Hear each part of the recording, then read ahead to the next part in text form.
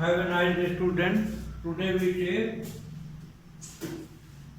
next question, chapter third. Chapter 10 circle. Circle का हम अगला थ्योरम ले रहे हैं जो लास्ट थ्योरम है, और ये जो थ्योरम है वो आपके एक्सरसाइज के बीच में दिए क्वेश्चन के फॉर्म में. थ्योरम है prove that angle between the two tangent draw from an external point to a circle is supplementary to the angle subtended by line segment joining the point of contact at the center.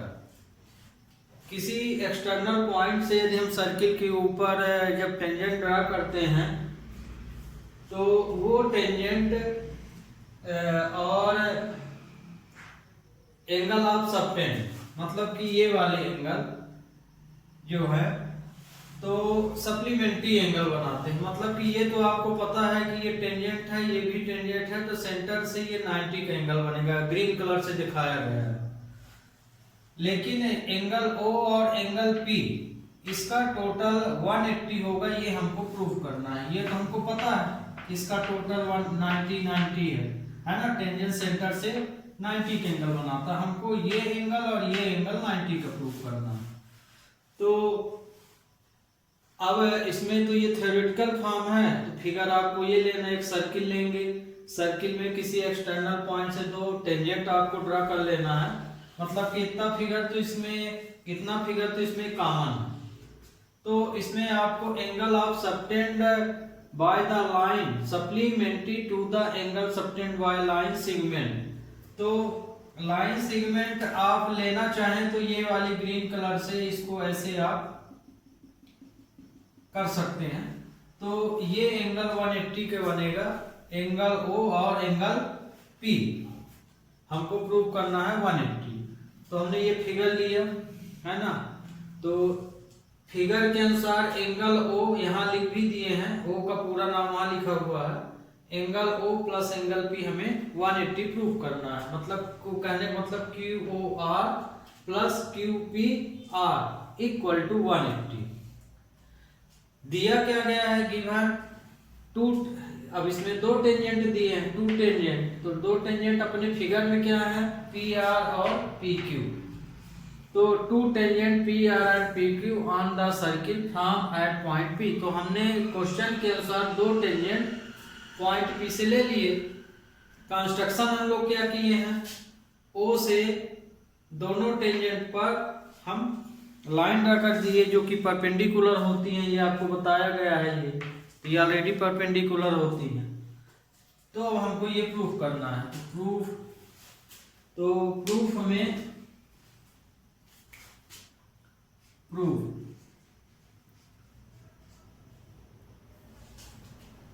In COR एक ऐसा circle जिसका centre O और radius R है, उसमें हम अब ये देखिए इस सर्किल के अंदर जो सर्किल है तो और जो टेंजेंट है इनके बीच ये क्वाड्रिलेटरल बन रहा है.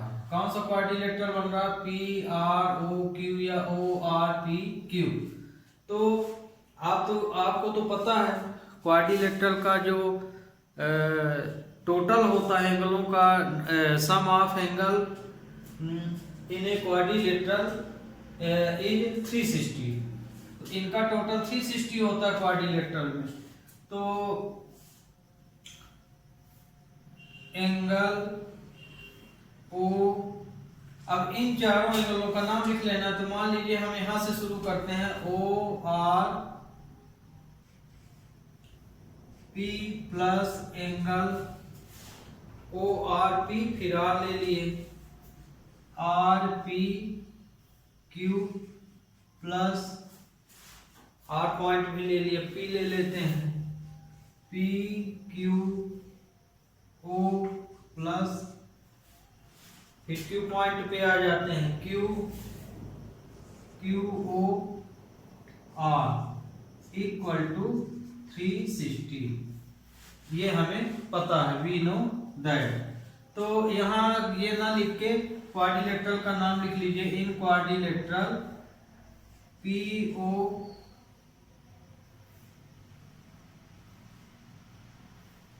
पी आर ओ क्यू, इस क्वाड्रिलेटरल में वी नो दैट। तो अब हमें यहाँ पे आर एंगल पता है, क्यू एंगल पता है, मतलब कि ये वाला एंगल हमको पता है और क्यू एंगल ये वाला, मतलब ओ आर पी एंगल 90 का है और पी क्यू ओ भी 90 का है। तो यहाँ हम इसकी वैल्यू रख सकते हैं 90 plus angle R P Q plus ये भी 90 है plus angle Q O R equal to 360। क्यों है?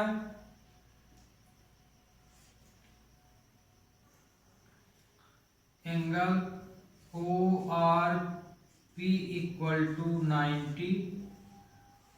अब 90 क्यों है यहाँ आप देख लीजिए, O Q perpendicular to P Q, जो कि ओ क्यू लाइन ये आपका लिखा हुआ है कंस्ट्रक्शन में, and angle P Q O equal to 90 है ना।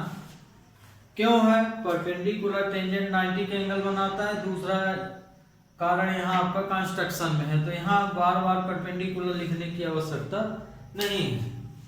तो इन दोनों टोटल कितना हो गया,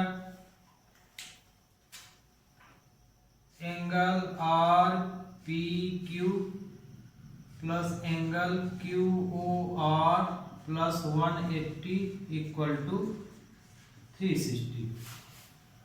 180 उधर गया आपका, तो angle R P Q plus angle Q O R equal to 360 minus 180। तो angle R P Q plus angle Q O R equal to 180। यही हमको प्रूफ करना था। अब इसमें देखिए, यहाँ तो हम इसको प्रूफ कर लिए, पर लिखे ये, तो जो हम क्वेश्चन प्रूफ कर ले लिख ये भी सकते हैं, पर जिस ढंग से हम प्रूफ लिखे हैं उसी ढंग से फिर इसको उसी ऑर्डर में इसको कर लेना चाहिए। तो आर करके हम लिख सकते हैं angle R O Q plus angle Q P R equal to 180 है ना। इसी को सही ढंग से लिख दिए, हैंस प्रूव्ड।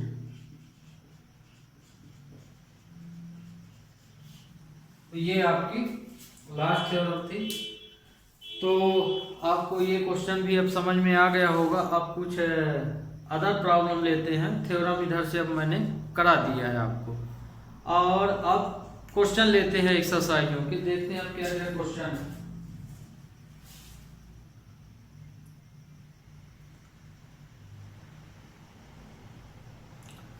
इस क्वेश्चन को एक बार और देख लीजिए। ये देखिए हाईलाइट के दे रहे हैं, ये पूरा दिखना चाहिए। क्या है कि कभी कभी क्वेश्चन वो हो जाते हैं डिस्टर्ब, दिखाई नहीं देता है ये। Okay,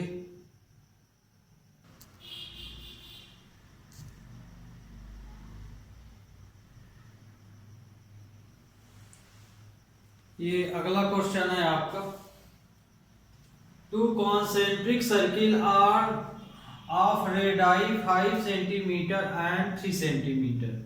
find the length of the chord of the larger circle which touches the smaller circle. Question में कॉन्सेंट्रिक सर्किल का मतलब होता है कि ऐसे सर्किल जिनका सेंटर एक ही हो, उसके ऊपर बहुत सारे सर्किल बने। सेंटर एक ही हो, उसके ऊपर एक से ज़्यादा फिगर बना दें तो वो कॉन्सेंट्रिक सर्किल कहलाएगा, है ना। फिगर बनाने का मतलब कि सेंटर एक लेके सर्किल ही बनाना है, ट्राइंगल या अदर फिगर नहीं। तो सबसे पहले तो कॉन्सेंट्रिक सर्किल का मतलब तो आपको समझ में आ गया होगा। तो जैसे मान लीजिए हम एक कॉन्सेंट्रिक सर्किल बनाते हैं, जैसे ये सेंटर ले लिए, तो एक सर्किल हमने ये बनाया,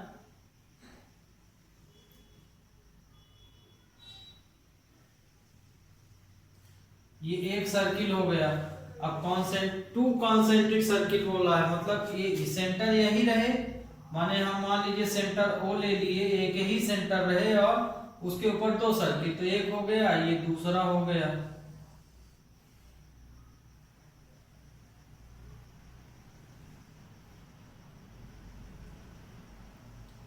ये तो इस तरह के फिगर को हम बोलते हैं कॉन्सेंट्रिक, है ना। अब इसमें सर्किल बना है तो कॉन्सेंट्रिक सर्किल हो गया। अब आगे क्वेश्चन बोला क्या है कि रेडियाई 5 सेंटीमीटर एंड 6 सेंटीमीटर, तो इसमें दो सर्किल बने हैं, तो लार्जर सर्किल तो ये है, स्मॉलर ये है, तो मतलब कि यहां से यहां तक इसका जो रेडियस होगा, तो बड़े वाले सर्किल का रेडियस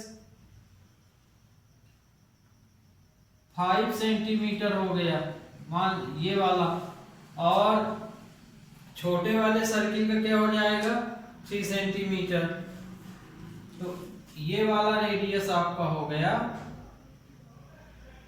3 सेंटीमीटर। ये इसको हम R1 मान लिए, और ये वाले को हम क्या मान सकते हैं, बड़े वाले को मान लो, बड़े वाले को R1 मान लिए, और इस वाले को हम R2 मान लिए, या R ही रहने दे, उससे फर्क नहीं पड़ेगा।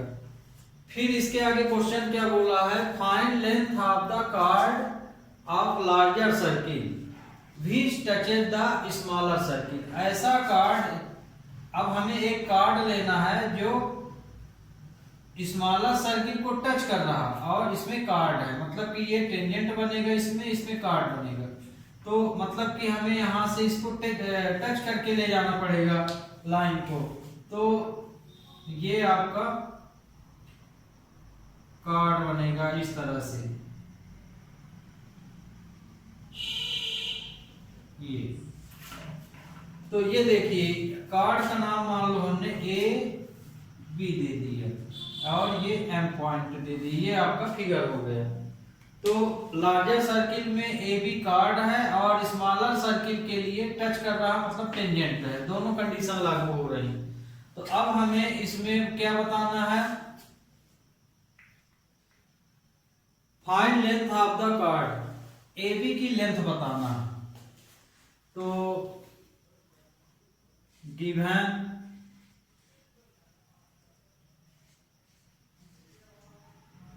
Radius of larger circle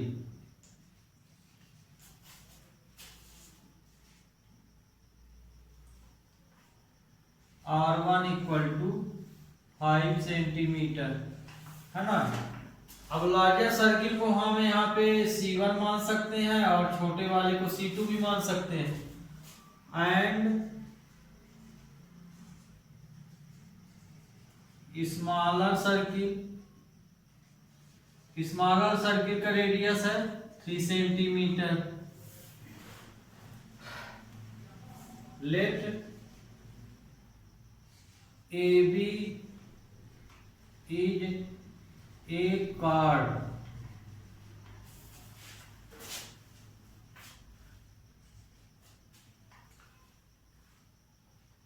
is C1। A B chord है कहा C1 के ऊपर, C1 ये वाला सर्किल C1 में कार्ड है, वेयर ए बी की कंडीशन क्या है आपको बताए थे कि यदि हम किसी भी सर्किल में सेंटर से कार्ड के ऊपर यदि परपेंडिकुलर लाइन डाल दें या खींच दें तो हमेशा कार्ड बाइसेक्ट हो जाते हैं, मतलब कि ये परपेंडिकुलर लाइन है तो AM और BM आपस में इक्वल होंगे। क्यों? क्योंकि सेंटर से ये 90 का एंगल बना रहा, मतलब कार्ड बाइसेक्ट हो जाएंगे। तो AB की कंडीशन हो जाएगी AB इक्वल टू 2AM। हमको AB फाइंड करना है, इसमें क्वेश्चन मार्क है, तो अब इसको हम लोग फाइंड करते हैं। तो ये देखिए ये 90 का बना, मतलब ये पाइथागोरस थ्योरम लग रहा है, तो यहाँ 90 है तो OA यहाँ डायगोनल हो जाएगा, तो in triangle OAM bye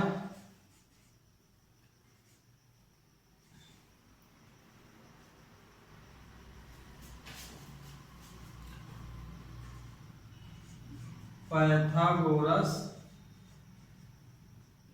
theorem. तो पाइथागोरस थ्योरम में इस ट्राइंगल में लगाएंगे ओ ए एम में, तो ओ ए का स्क्वायर ए एम का स्क्वायर प्लस ओ एम का स्क्वायर हो जाएगा। ओ ए की वैल्यू कितनी दी गई है 5 सेंटीमीटर, ये देखिए R1 R2 लिख दिए हैं। आप फिगर के अनुसार इसको ओ ए की लेंथ रिप्रेजेंट किए हैं फिगर में और इसमें ओ एम, तो ये हो जाएगा 5 का square equal to A M हमको फाइंड करना है, ओ एम की वैल्यू 3 का स्क्वायर, तो 25 ए एम का स्क्वायर 9, तो इसको इधर ले आएंगे तो ए एम का स्क्वायर इक्वल टू 16 आ जाएगा, तो A M equal to under root 16, तो ए एम की वैल्यू आ गई 4 सेंटीमीटर। तो ये तो हम ए एम की लेंथ निकाल लिए। अब आपको पता है कि क्या बताए हैं कि ये दोनों लाइन आपस में इक्वल हैं, तो ए एम निकाल लिए, तो जितनी ए एम उतनी बी एम होगी, मतलब ये कंडीशन 2 ए एम, तो इसलिए chord A B equal to 2 into A M, तो 2 इंटू 4 इक्वल टू 8 सेंटीमीटर। तो लेंथ ऑफ कार्ड कितनी आ गई 8 सेंटीमीटर। तो ये भी सरल ही था, पाइथागोरस थ्योरम लग गया सीधे। तो हमारे ख्याल से अब आप ये क्वेश्चन अच्छे से समझ गए होंगे। नेक्स्ट क्वेश्चन,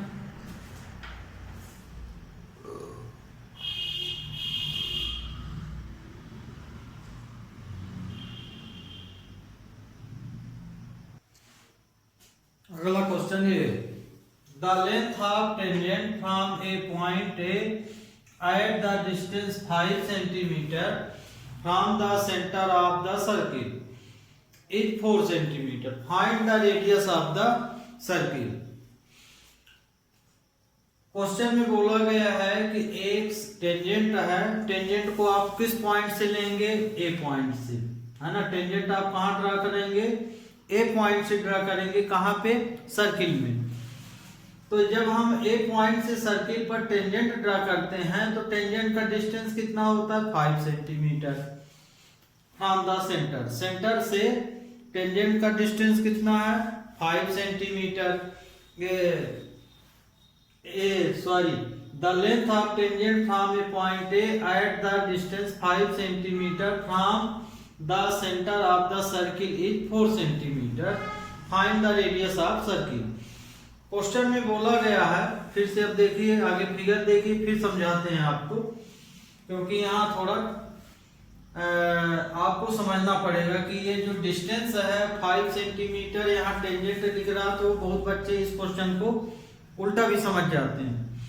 क्वेश्चन ये बोल रहा है कि एक सर्किल लीजिए, पहला तो आप काम करेंगे कि एक सर्किल लेंगे,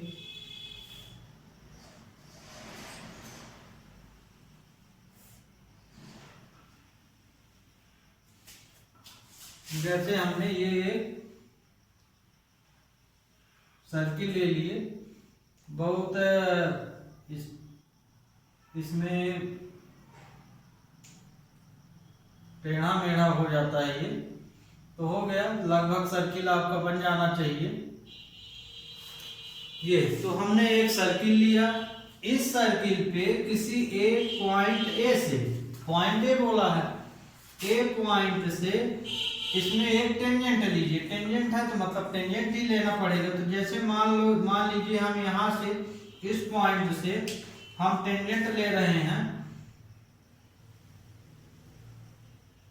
ये एक टेंजेंट ले लिए, ये यहाँ पे पॉइंट ऑफ कांटेक्ट हो गया, कांटेक्ट पर जहां टेंजेंट सर्किल को टच बोलता है उसे हम कांटेक्ट पॉइंट बोलते हैं। ये सर्किल का सेंटर है, तो सेंटर से जिस पॉइंट से आप टेंजेंट ड्रा कर रहे हैं उसका डिस्टेंस 5 है, ये बोल रहा है, और टेंजेंट 4 सेंटीमीटर। मतलब मान लीजिए ये बी है तो ए बी टेंजेंट हो गया, तो ये 4 सेंटीमीटर हो गया, और जिस पॉइंट से आप टेंजेंट ड्रा कर रहे हैं उसका डिस्टेंस सेंटर से 5 सेंटीमीटर है, ये बोल रहा क्वेश्चन। तो मतलब कि ये वाली जो हम डिस्टेंस लेंगे, ये डिस्टेंस ये 5 रहेगी, कहां से, सेंटर से। अब आपको पता है टेंजेंट और सेंटर के बीच 90 का एंगल बनता है ये।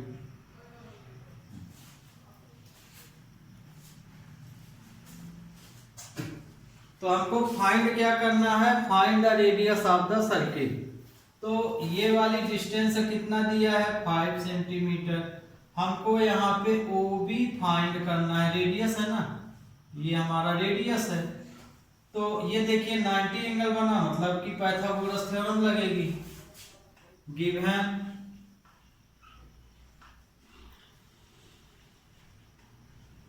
Distance at A to the center of the circle,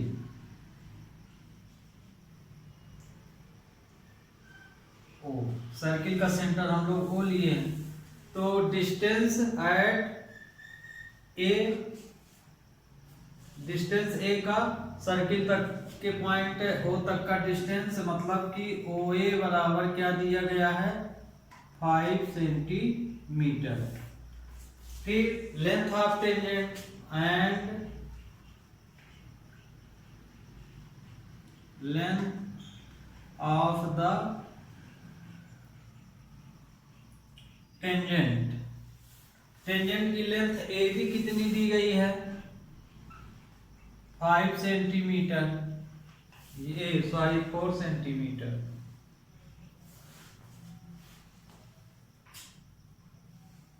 let radius of the circle,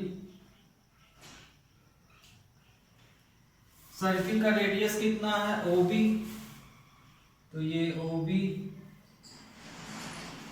equal to, अब रेडियस को तो R से रिप्रेजेंट करते हैं और फिगर में OB है रेडियस, तो ये हमको फाइंड करना है। तो पाइथागोरस थ्योरम यूज कर ले हम।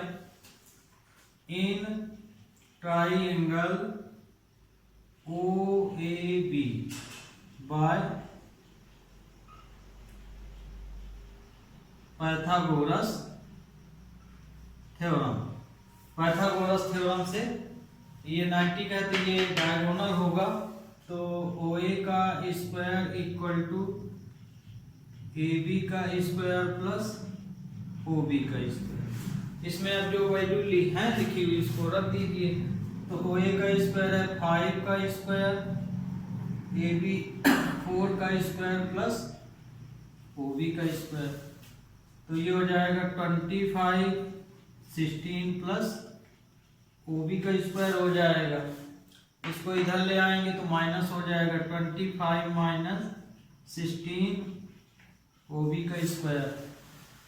तो OB का स्क्वायर इक्वल टू कितना आया, 9, तो OB इक्वल टू आया √9, 3 सेंटीमीटर रेडियस आया। तो इसलिए आंसर क्या होगा, radius of the circle OB equal to 3 centimeter. ध्यान रखिएगा वर्ड प्रॉब्लम में यदि यूनिट दी गई है तो वो जरूर लिखिएगा, नहीं तो आपका A1 मार्क कटेगा।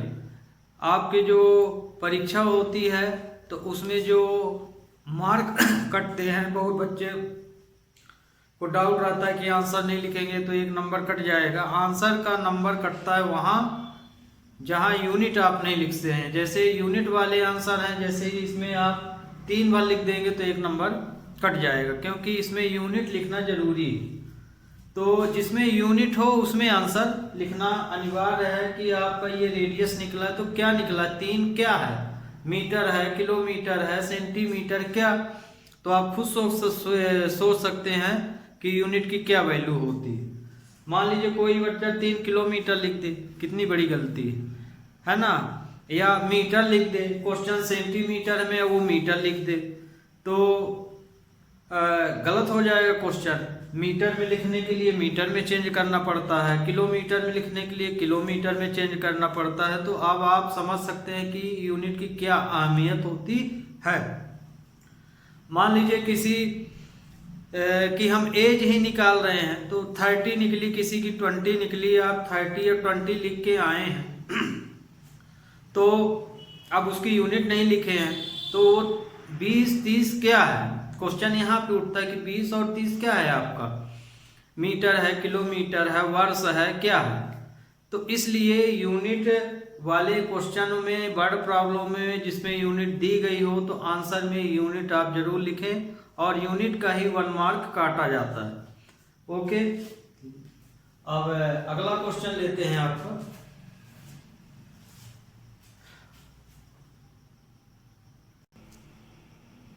अगला क्वेश्चन आपका ये, a quadrilateral ABCD drawn to the circumscribe a circle, then prove that AB plus CD equal to AD plus BC। Figure दिया गया है, फिगर के अनुसार एक क्वाड्रिलेटरल के अंदर एक सर्किल बना हुआ। सर्कमस्क्राइब का मतलब कि सर्किल अंदर है और क्वाड्रिलेटरल बाहर है।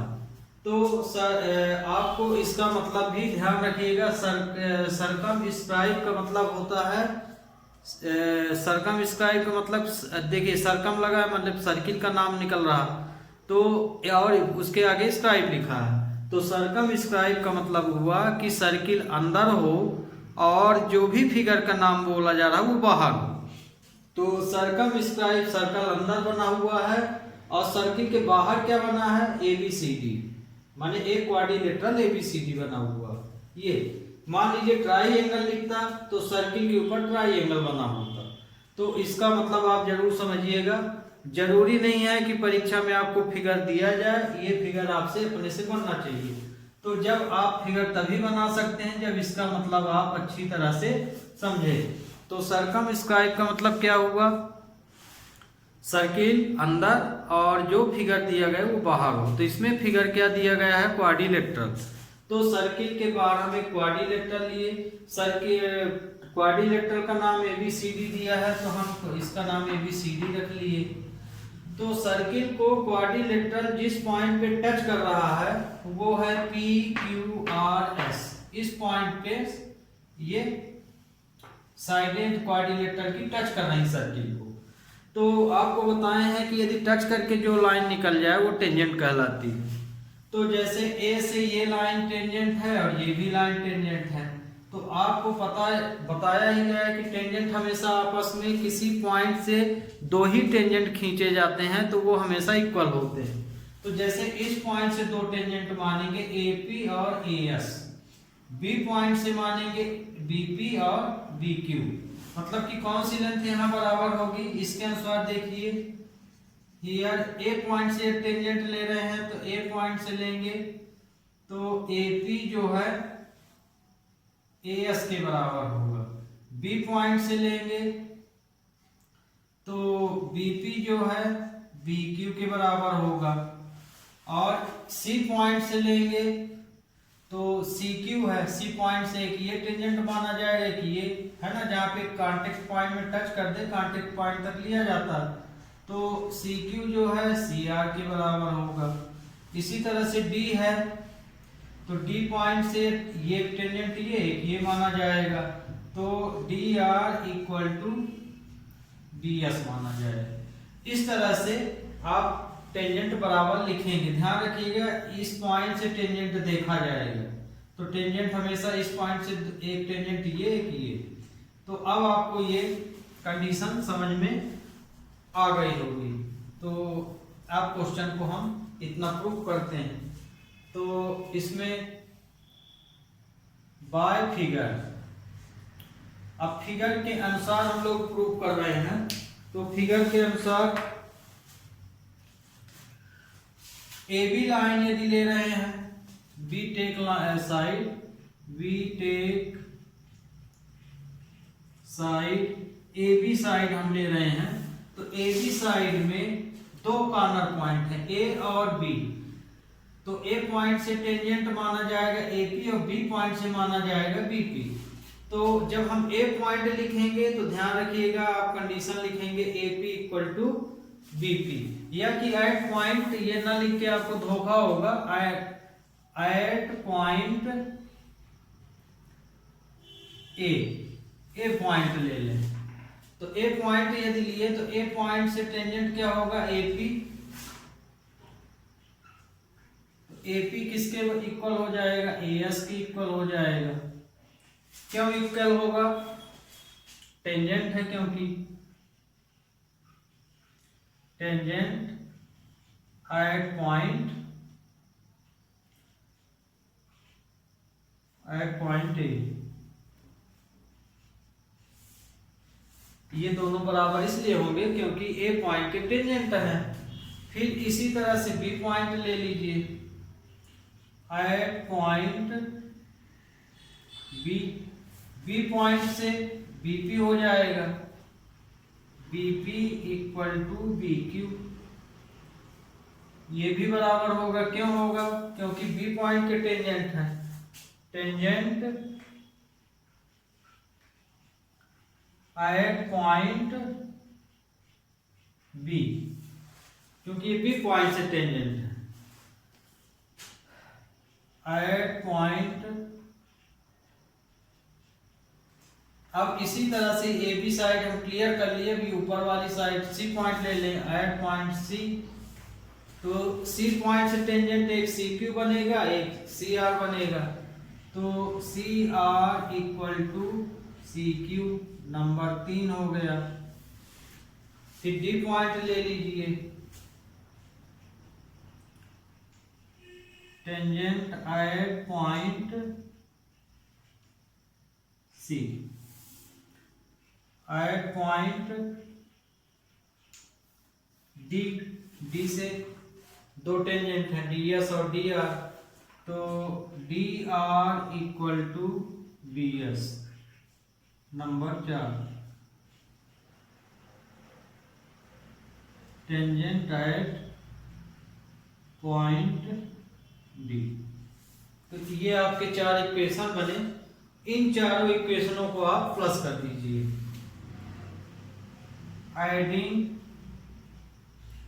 Equation first, second, third, fourth, चारों इक्वेशनों को प्लस करेंगे तो ये हो जाएगा AP plus BP plus CR plus DR equal to, है ना, AP plus BP plus CR plus DR। इसी तरह से ये AS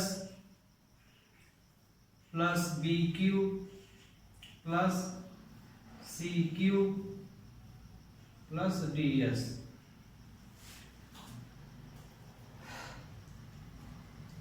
तो AB, अब देखिए AB की लेंथ है, यहाँ पे क्या है, AB की लेंथ है, यहाँ पे देखिए, अब क्वेश्चन में देखिए AB की वैल्यू हम क्या लिख सकते हैं, AP प्लस BP, है ना। और इसी तरह से हम CD की वैल्यू क्या लिख सकते हैं, CD की value CR plus DR, CR plus DR लिख सकते हैं फिगर से, है ना। AB की वैल्यू हम ये लिख सकते हैं और CD की वैल्यू ये। इसी तरह से ये वाले पोर्शन को ले लीजिए, BC की जगह पे हम क्या लिख सकते हैं, BC इक्वल टू हो जाएगा BQ प्लस CQ, और AD इक्वल टू क्या हो जाएगा, AS प्लस DS। ये तो यहां देखिए AP plus BP, AP plus BP के स्थान पे हम ए बी लिख सकते हैं, मतलब कि इतने इस पोर्शन पे हम क्या लिख सकते हैं, इस पोर्शन पे हम ये वाली वैल्यू लिख सकते हैं। तो यहां हम लिख सकते हैं ए बी, है ना, इसकी जगह पे ए बी। फिर सी आर और डी आर, ये सी आर और डी आर है, तो इसके स्थान पे हम क्या लिख सकते हैं, ये वाली वैल्यू लिख सकते हैं, माने हम सी डी लिख सकते हैं plus C D equal to, फिर ए एस आया देखिए, तो हम ए एस और डी एस के स्थान पे ए डी लिख सकते हैं। तो ये मान लीजिए अभी ये है ए एस और डी एस, तो ए एस और डी एस के स्थान पे हम ए डी लिख देंगे प्लस, और इसके स्थान पे बचा क्या, b cube plus c cube, तो b cube plus c cube के स्थान पे बी सी लिख देंगे। इसके स्थान पे हम क्या लिख देंगे, बी सी ये, और इसके स्थान पे हम क्या लिख देंगे, ए डी। आप यहां से देख लीजिएगा। तो हो गया, अब आपको समझ में आ गया होगा, यही हमको प्रूव करना था। तो ये तो समझाने के लिए बना दिए थे, इसको हम क्लियर लिख देते हैं, A B plus C D equal to A D plus B C, यही प्रूव करना था क्वेश्चन में, हैंस प्रूव्ड।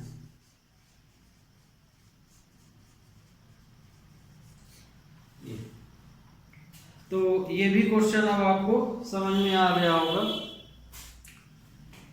इसमें देखिए पूरा नहीं दिख रहा था, थोड़ा सा इधर कटा है ये।